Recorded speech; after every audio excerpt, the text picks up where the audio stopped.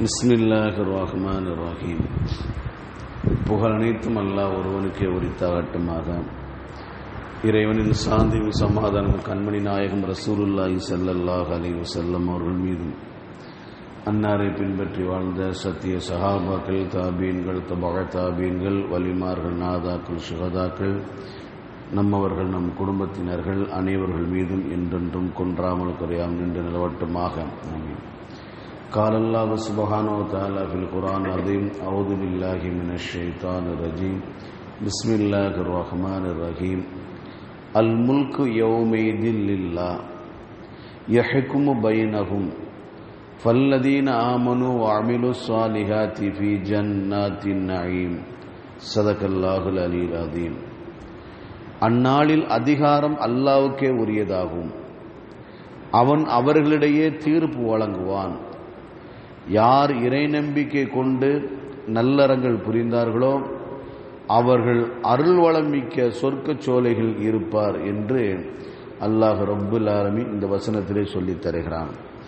அருமையான அல்லாஹ் நல்லடியார்களே, இதற்கு முந்தைய வசனத்தில் ஏக இறைவனை மறுப்பவர்கள் கியாமத்து நாள் வரை அவர்கள் மறுத்து கொண்டே இருப்பார்கள், அல்லது மலட்டு நாளில் வேதனை வரும் வரை அவர்கள் மறுத்து கொண்டிருப்பார்கள் என்று அல்லாஹ் தஆலா சொன்னான். இந்த ஆயத்தில் அல்லாஹ் சொல்றான், அந்த நாளில், அந்த கியாமத்து நாளில் அதிகாரம் அல்லாஹ்வுக்கே சொந்தம், அல்லாஹ்வுக்கே உரியது என்று சொல்லி தருகிறான். அப்போ அந்த நாளில் தான் அல்லாஹ் தஆலா தீர்ப்பு வழங்குவான். அந்த நாளில் யாருக்கு வெற்றின்னு சொன்னா, இந்த உலகத்தில் யார் அல்லாஹ்வை ஏற்றுக்கொண்டு ரசூலை ஏற்றுக்கொண்டு வாழ்ந்தார்களோ அவர்களுக்கு அந்த மறுமை நாளில் வெற்றி இருக்கிறது.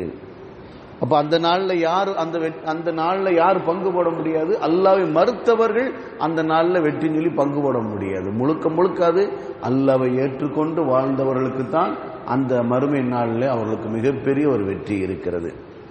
அருமையான அல்லாஹ் நல்லடியார்களே, மறுமை நாள் எப்போ நிகழும்? இது நிறைய சஹாபிகள் கண்மணி முத்து முகமது ஸல்லல்லாஹு அலைஹி வஸல்லம் அவங்கள்ட்ட கேட்டிருக்கிறாங்க. அதே நேரத்தில் நிறைய இறை மறுப்பாளர் ரசூலுல்லாஹ்ட்ட கேட்டிருக்கிறாங்க, மறுமை நாளில் எப்போ நிகழும், மறுமை நாள் எப்போ நிகழும் என்று. சில நேரத்தில் ரசூலுல்லாஹ் இப்படியும் பதில் சொல்லியிருக்கிறார்கள், அதுக்காக நீங்க என்ன தயார் செஞ்சிருக்கிறீங்க? மறுமை நாள் நிகழ வேண்டும் என்று கேட்கிறீங்களா இல்லைங்களா? அதுக்காக நீங்க என்ன தயாரிப்பு செஞ்சிருக்கிறீங்க? கண்மணி முத்து முகமது ஸல்லல்லாஹு அலைஹி வஸல்லம் அவங்கள்ட்ட அந்த சஹாபி சொன்னாங்க, யா ரசூலல்லாஹ், உங்க மேல உள்ள பாசம் என்கிட்ட அதிகமா இருக்கு, உங்க மேல உள்ள பாசம் மதிப்பு எனக்கு அதிகமா இருக்கு யா ரசூலல்லாஹ், நீங்கள் வெற்றி பெறுவீர்கள் என்றார்கள் கண்மணி முத்து முகமது ஸல்லல்லாஹு அலைஹி வஸல்லம். சிலர்கள் கேட்டார்கள், மறுமை நாள் எப்பொழுது நிகழும் என்று. அது அல்லாஹ்வுக்கு தான் தெரியும் என்று சொன்னார்கள். அந்த ஞானம் அல்லாஹ்விடம் இருக்கு என்று ரசூலுல்லாஹி ஸல்லல்லாஹு அலைஹி வஸல்லம் சொன்னார்கள். ஆக மறுமை நாள் எப்போ நிகழும் சொன்னா அது நிகழும் ஒரு நேரத்தில். அது எப்போ நிகழும்? எப்பொழுது வேண்டுமானாலும் நிகழும்.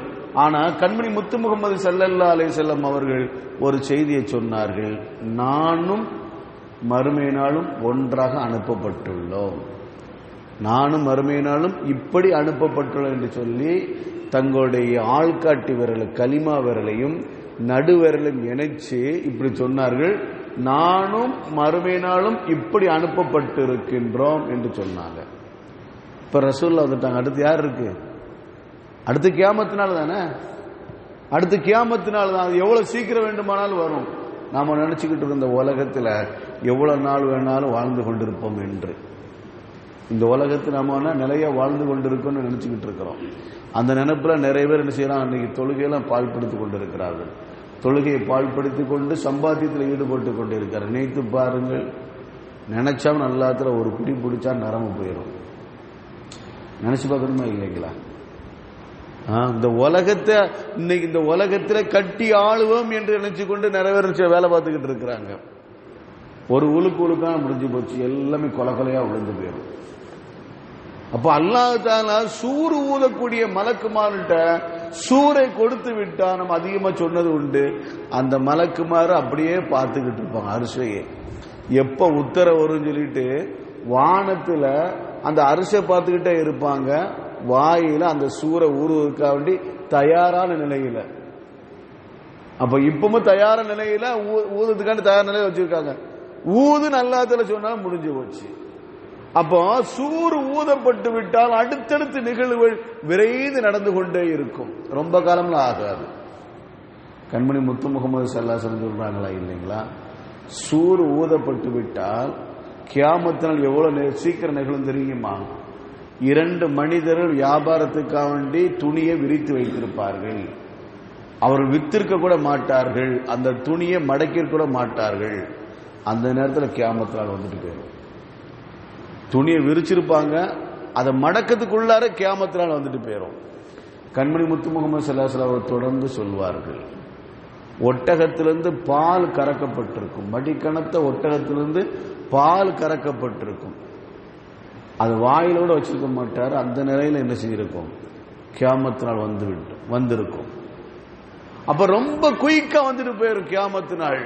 கியாமத்தினால் ரொம்ப குயிக்கா வந்துட்டு போயிரும், விரைவா வந்துட்டு போயிரும். ஆனா அதுக்கு பிறகு நடக்கக்கூடிய அமளி துமளிகள் அது சாதாரண விஷயம் அல்ல. நம்ம மறுமை நம்பி தான் இந்த உலகத்தில் வாழ்றோம். இந்த உலகத்தை நம்பி நாம் வாழ்வது இல்லையே. இந்த உலகத்தை நம்பி நம்ம வாழ்ந்துகிட்டு இருக்கிறோம், மறுமை நம்பி தானே வாழ்ந்துகிட்டு இருக்கிறோம். அப்போ மறுமையில நம்பி, அதாவது ஈமான்ல ஒரு பகுதி தான் மௌத்துக்கு பிறகு ஒரு வாழ்க்கை இருக்குது என்று நாம் நம்புகிறோம். கியாமத்தில் நடக்கும் என்பதை நம்ம நம்பி வாழ்ந்து கொண்டிருக்கின்றோம். அப்ப இந்த வாழ்க்கையை நாம நம்பி இருக்கிறோம். இந்த வாழ்க்கை நமக்கு அசல் அல்ல, இந்த உலகத்தில் வாழ்க்கை நமக்கு அசல் அல்ல, மரணத்துக்கு பிறகுள்ள வாழ்க்கை தான் அசலானது. அதனால இந்த உலகத்தில் எவ்வளவு சிரமம் வந்தாலும் சரி, எவ்வளவு அவமானம் வந்தாலும் சரி, நாம் அதை பொருட்படுத்த மாட்டோம். மறுமைன்னு ஒன்று இருக்கிறது. நாம செஞ்ச தப்புக்கு அல்லாஹ்தாலா அங்க பிரதிபலன் கொடுப்பான், நாம செஞ்ச நற்காரியத்துக்கு அல்லாஹ்தாலா அங்க என்ன பிரதிபலன் கொடுத்துருவான். அதனால இந்த உலகத்தில் அஞ்சு வாழ்றோம் என்று எண்ணத்தில் இந்த உலகத்தை நம்ம வாழ்ந்துகிட்டு இருக்கோம். அப்படித்தானே? இல்லை என்று சொன்னால் நம்ம மறுமையை அஞ்சவில்லை என்று சொன்னால், மறுமை இல்லை என்று நமக்கு ஒன்று என்று சொன்னால், இந்த உலகத்தில் பழிக்கு பழி நாம வாங்கி கொண்டிருப்போம். விட்டுற மாட்டோம். இல்ல, மறுமை ஒன்று இருக்கிறது, அதுல நாம பழி திருத்திக் கொள்ளலாம். அதனால இந்த உலகத்தில் எவ்வளவு வேண்டுமானாலும் அவமானத்தை நாம் சந்தித்துக் கொண்டிருக்கிறோம், எவ்வளவு இழப்பை நாம் இழந்து கொண்டிருக்கிறோம், எத்தனை பள்ளிவாசல் இழந்து கொண்டிருக்கின்றோம், எத்தனை இஸ்லாமில் ஷஹீதாக்கப்பட்டு கொண்டிருக்கிறார்கள்.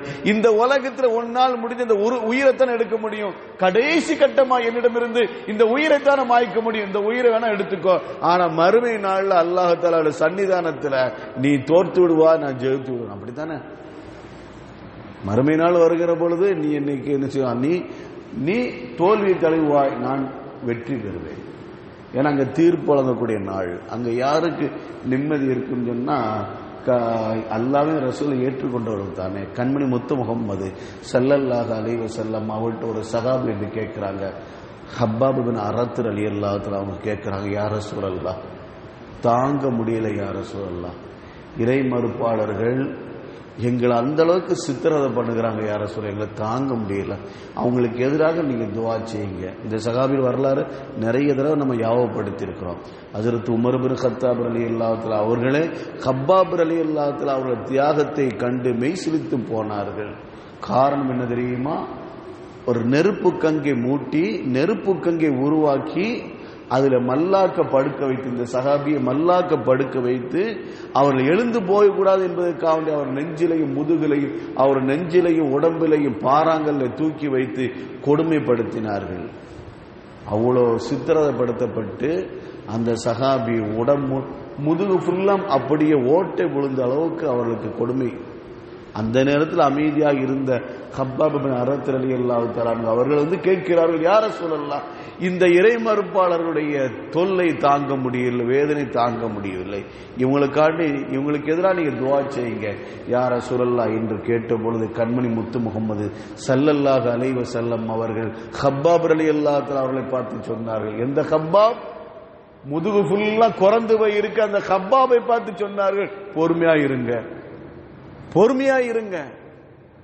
ஒரு காலம், முன்னொரு காலம் இருந்தது, அந்த நபியினுடைய பேச்சை கேட்டு இஸ்லாத்துக்கு வந்தவர்கள், ஈமானுக்கு வந்தவர்கள், அவர்களில் ஒருவரை குழி தோண்டப்பட்டு அந்த குழியில உள்ளே நிறுத்தப்பட்டு ரம்பத்தை கொண்டு அவருடைய தலையை துண்டாக்கப்பட்டது. அப்பொழுது அவர்கள் ஈமானை விட்டு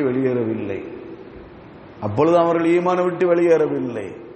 பழுக்க காய்ச்சப்பட்ட இரும்புடைய சீப்பு, பழுக்க காய்ச்சப்பட்ட இரும்பு சீப்பு, அந்த இரும்பு சீப்பை கொண்டு முன்னொரு காலத்தில் ஈமான் கொண்ட ஒரு மனிதனை அவருடைய உடம்பு முழுவதும் கீச்சப்பட்டது. அப்பொழுதும் அவர் ஈமான் விட்டு வெளியேறவில்லை. நீங்க பொறுமையா இருங்க. அவங்க எவ்வளவு பொறுமையா இருந்திருக்கிறாங்க, நீங்களும் பொறுமையா இருங்க. ஏன்னா அத்தனை நம்ம மறுமையில பார்த்துக்கலாம். அத்தனையும் மறுமையில நமக்கு பிரதிபலன் இருக்கு. இந்த உலகத்தில் நடக்கிற ஒவ்வொன்றுக்கும் நம்ம பொறுமையை காப்போம். ஒவ்வொரு சங்கடத்துக்கும் நம்ம பொறுமையா இருப்போம். மறுமையினால் நமக்கு வெற்றி கிடைக்கும் என்று கண்மணி முத்து முகம்மது ஸல்லல்லாஹு அலைஹி வஸல்லம் அவர்கள் அந்த சஹாபிகளுக்கு போதித்தார்களே. அருமையானவர்களை, இந்த உலகத்தில் நாம என்ன சாதிக்க போகிறோம்? இந்த ஆயத்தை சொல்லி தருகின்ற பாடம் என்ன தெரியுமா? குறைந்தபட்சம் நாம தியாகம் செய்ய வேண்டும். என்ன தியாகம் தெரியுமா? நேரத்தை தியாகம் செய்ய வேண்டும். நம்ம உயிர் தியாகம் செய்ய வேண்டிய அவசியம் இல்லை. இப்போலாம் நேரத்தை தியாகம் செய்வோம். பாங்கு சொல்லப்பட்டுனா பள்ளிக்கு வருவோமே, பாங்கு சொல்லப்பட்டுனா பள்ளிக்கு வருவோம். கொஞ்ச நேரத்தை ஒதுக்கி நம்முடைய பிள்ளைகளுக்கு மார்க்க கல்வியாக்க வேண்டி மதரசாவுக்கு அனுப்பி வைப்போம். இன்னைக்கு அடிப்படை கல்வி தெரியாத அரபு தெரியாத எத்தனையோ பிள்ளைகள் இன்னைக்கு வளர்ந்து கொண்டிருக்கிறார்கள். இவர்கள் பிற்காலத்தில் இந்த சமுதாயத்தினுடைய தூணு தானே. இன்னைக்கு இருக்க சிறுவர்கள் அவர்கள் ஒரு சமுதாயத்தினுடைய தூண், பிற்காலத்து சமுதாயத்தினுடைய தூண். அவர்களுக்கு அலீப என்ற அரபி தெரியவில்லை என்று சொன்னால், அரபு தெரியாத, குர்ஆன் ஓத தெரியாத சமுதாயத்தை நாம உருவாக்கி கொண்டிருக்கின்றோம். பெத்தவங்க நினைச்சுக்கிட்டு இருக்கோம் நாம பெரிய அறிவாளி, மதரசாக்கு அனுப்ப முடியாது. என்ன செய்ய முடியும்? என்ன செய்ய முடியும்? அஜித் கூப்பிடத்தானே முடியும், கூப்பிடத்தானே முடியும். ஒவ்வொரு நேரத்திலையும் மார்க்க கல்வி தேடுவது ஒவ்வொரு முஸ்லிமான ஆண் பெண் அனைவருக்கும் கட்டாய கடமை சொல்லத்தானே முடியும். பிடிக்கிட்டா வர முடியும், வீட்டில இருந்து இழுத்துட்டா வர முடியும். ஒருவேளை அப்படி இழுத்துட்டு வர முடியும் சொன்னாலும் கூட இழுத்துட்டு வந்துடலாம்.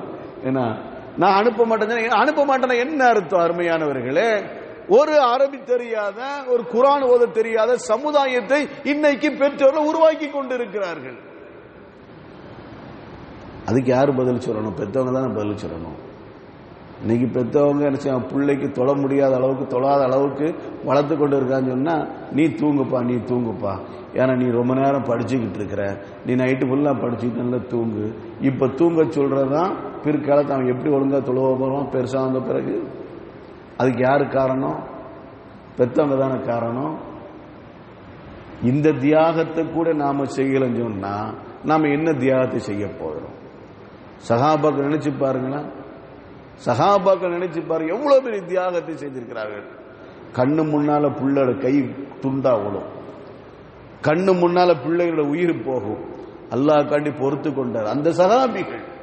இன்னைக்கு நாம நம்ம பிள்ளை தூங்கட்டுன்னு சொல்லிட்டு ஃபஜர் தொழுவது கிடையாது, எந்த தொழுகைக்கும் வர விடாது கிடையாது, தூங்க வைக்கிறோம். நாமும் சேர்ந்து தூங்கிட்டு இருக்குன்னு சொன்னா, அருமையானவர்களே, இந்த மாதிரி எல்லாம் இருக்கக்கூடாது. கொஞ்சம் தியாக மனப்பான்மையோடு வளர வேண்டும். குறைந்தபட்சம் பாங்கு சொல்லப்பட்ட பள்ளிவாசலுக்கு நாம் வரணும். நம்முடைய பிள்ளைகளை பள்ளிவாசலுக்கு அனுப்பி வைக்கிறோம், நம்முடைய பிள்ளைகளை மதரசாக்கு அனுப்பி வைக்கிறோம்.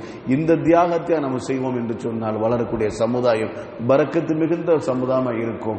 மறுமை நாள் அல்லாஹ்க்கு முன்னால் நம்ம குற்றவாளியா நிற்க மாட்டோம். அல்லாஹ் ரப்புல் ஆலமீன் நம் அனைவருக்கும் கிருபை செய்வானாக. வாஹிரு தஅவானா அல்ஹம்துலில்லாஹி ரப்பில் ஆலமீன். சுப்ஹானல்லாஹி வ பிஹம்திஹி அதத ஹல்கிஹி வ ரிதா நஃப்ஸிஹி வ ஸினத அர்ஷிஹி வ மிதாத கலிமாத்திஹி. சுப்ஹானல்லாஹி வ பிஹம்திஹி அதத ஹல்கிஹி வ ரிதா நஃப்ஸிஹி வ ஸினத அர்ஷிஹி வ மிதாத கலிமாத்திஹி. சுப்ஹானல்லாஹி வ பிஹம்திஹி அதத ஹல்கிஹி வ ரிதா நஃப்ஸிஹி வ ஸினத அர்ஷிஹி வ மிதாத கலிமாத்திஹி. ஸல்லல்லாஹு அலா முஹம்மதின் ஸல்லல்லாஹு அலைஹி வஸல்லம். ஸல்லல்லாஹு அலா முஹம்மதின் ஸல்லல்லாஹு அலைஹி வஸல்லம். ஸல்லல்லாஹு அலா முஹம்மதின் யா ரப்பி ஸல்லி அலைஹி வஸல்லிம். அஸ்ஸலாமு அலைக்கும் வரஹ்மத்துல்லாஹி தஆலா வபரகாத்துஹு.